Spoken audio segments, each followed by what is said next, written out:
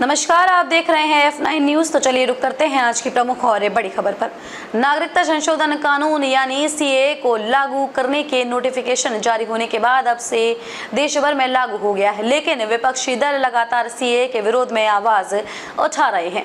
ऐसे में केंद्रीय गृह मंत्री अमित शाह का कहना है कि विपक्ष के पास कोई दूसरा काम नहीं है, सीए को कभी भी वापस नहीं लिया जाएगा।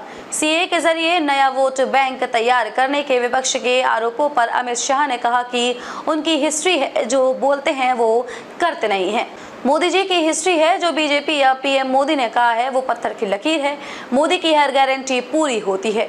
शाह ने एएनआई को दिए इंटरव्यू में कहा कि विपक्ष के पास कोई दूसरा काम नहीं है। उन्होंने तो ये भी कहा कि सर्जिकल स्ट्राइक और एयर स्ट्राइक में भी राजनीतिक लाभ है, तो क्या हमें आतंकवाद के खिलाफ एक्शन नहीं लेना चाहिए था? विपक्ष ने तो आर्टिकल 370 हटाने को भी राजनीतिक लाभ से जोड़ा था। हम 1950 से कह रहे हैं कि हम आर्टिकल 370 हटाएंगे। उनकी हिस्ट्री में जो बोलते हैं करते नहीं हैं। मोदी जी की हिस्ट्री है, जो बीजेपी या पीएम मोदी ने कहा है वो पत्थर की लकीर है। मोदी की हर गारंटी पूरी होती है। विपक्षी इंडिया गठबंधन के इस बयान पर कहा कि केंद्र की सत्ता में वापसी करने पर वे सीए को निरस्त कर देंगे। इसके जवाब में शाह ने कहा कि विपक्ष को भी पता है कि सत्ता में आने की उनकी संभावनाएं बहुत कम हैं। शाह ने कहा कि विपक्षी गठबंधन को भी पता है कि उसकी सत्ता में वापसी नहीं होगी। सीए को बीजेपी पार्टी लेकर आई है और मोदी सरकार में इसे लागू किया गया है। इसे निरस्त करना नामुमकिन है। हम पूरे देश में इस कानून को लेकर जागरूकता बढ़ाएंगे ताकि जो लोग इसके निरस्त करना चाहते हैं वे अपने मंसूबों में कामयाब न हो। अमित शाह ने सीए के असंवैधानिक होने के आरोपों को खारिज करते हुए कहा कि यह कानून संवैधानिक प्रावधानों का उल्लंघन नहीं करता है। उन्होंने कहा कि वे हमेशा आर्टिकल 14 की बात करते हैं, लेकिन भूल जाते हैं कि इस आर्टिकल में 2 क्लॉज हैं। यह कानून आर्टिकल 14 का उल्लंघन नहीं करता। यह कानून उन लोगों के लिए है जो बंटवारे के दौरान पाकिस्तान, अफगानिस्तान या बांग्लादेश में रह रहे हैं और उन्हें वहां धार्मिक उत्पीड़न का सामना करना पड़ रहा है और वे भारत आना चाहते हैं। लोकसभा चुनाव से पहले सीए का नोटिफिकेशन जारी करने के विपक्ष के दावे पर अमित शाह ने कहा था कि सबसे पहले तो सीए का नोटिफिकेशन जारी करने की टाइमिंग के बारे में बताना चाहूंगा।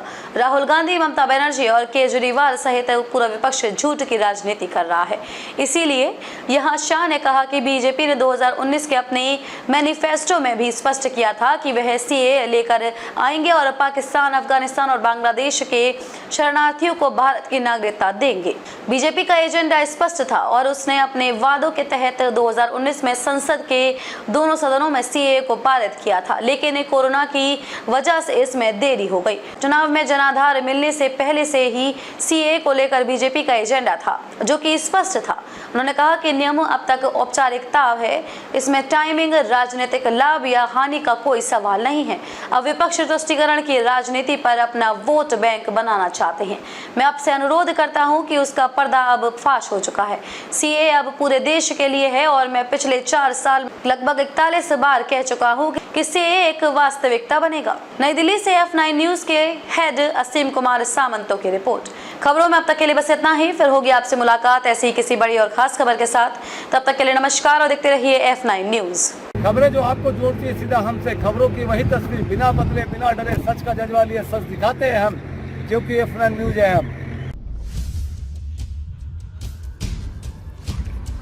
खबर बड़ी और खास होगी,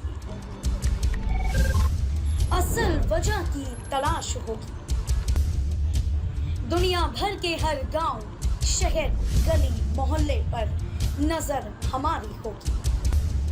खुलेंगी पर्दें, जहन में उठे हर सवाल की बात होगी।